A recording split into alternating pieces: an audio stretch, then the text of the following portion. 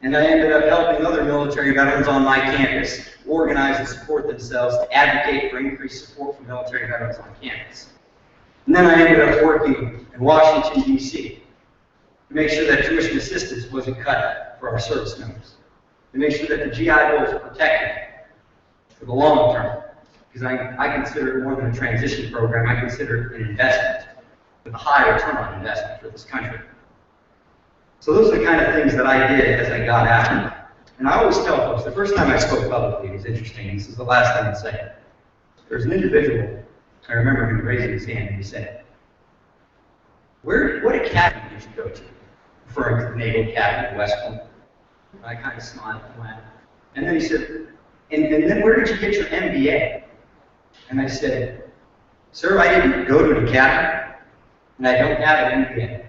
I was an enlisted man in the United States military. And the majority of folks that are going to get out and succeed are going to be enlisted folks. We always hear generals and admirals stand up and they speak, and we're so amazed, and they sit on corporate boards, and it's great.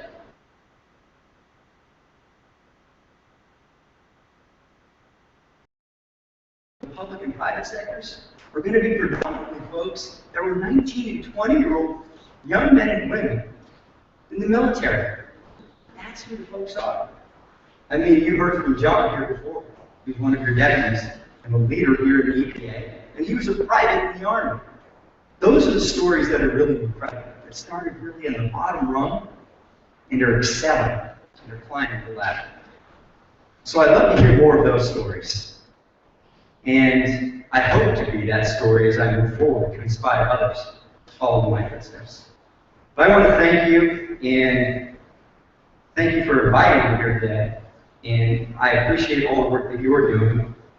And I really hope that the recruitment efforts at the EPA continue for military veterans. And I'm sure that they will, because the United States government has been doing a great job in recruiting more veterans. And now the corporate sector is starting to work on that and on those initiatives as well. And I've always said it's a public-private partnership. It can't be done by any one single agency alone. It's a collective effort. So thank you so much for having me here today. And I look forward to meeting all of you at the end of this evening, or this event. Thank you so much.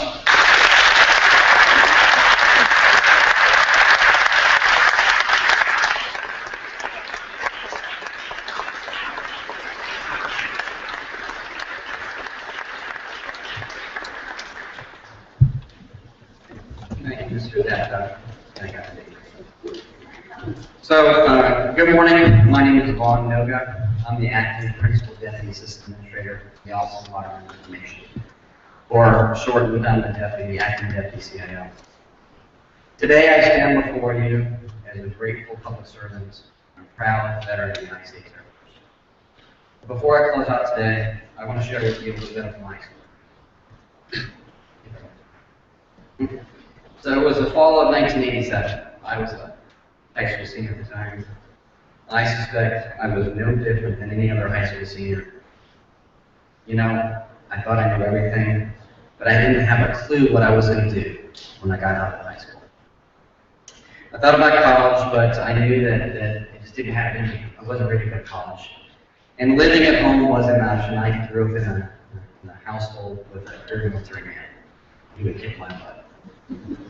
So I did what I thought was the right thing. I went off, I found the first Air Force recruit I could find, and I brought him back to my parents' house in the early fall that year. And I convinced my father to sign on the dotted line. I knew what I was doing when I got out of high school. I entered Air Force basic training shortly after I graduated. I was still 17, had a fresh flat top haircut, and at that time I could count the whiskers on my chin. Maybe it was peach fuzz up here. But during those first couple weeks of basic training, I marched a lot. I got yelled at a whole lot more.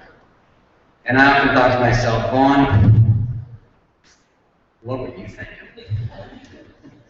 I persevered, and 16 weeks later, I became an Air Force security policeman. During the next 4 years, I learned and lived things that would forever define me. Things like discipline, responsibility, teamwork, and honor. I also made lifelong friends, and they're all over my Facebook. Many of them still are proudly serving today.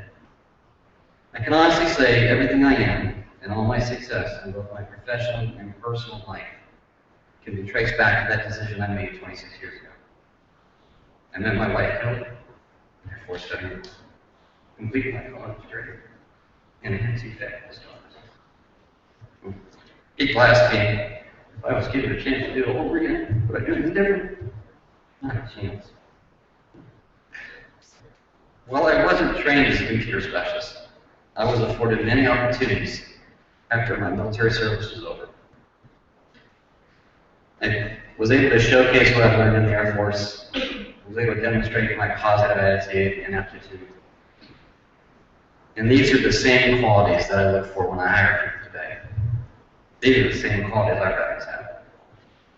So to all of our EPA veterans, Mr. Dacta, to Congresswoman Duckworth, to all our EPA veterans, I thank you for volunteering, I thank you for serving, and I thank you for your sacrifice. So please join me in recognizing Congresswoman Duckworth, I believe, Mr. Dacta, our EPA veterans, and I want to put a special shout out to Tanya Allen, who organized this event for us today. I want to thank you all very much for coming out today. Thank you very much.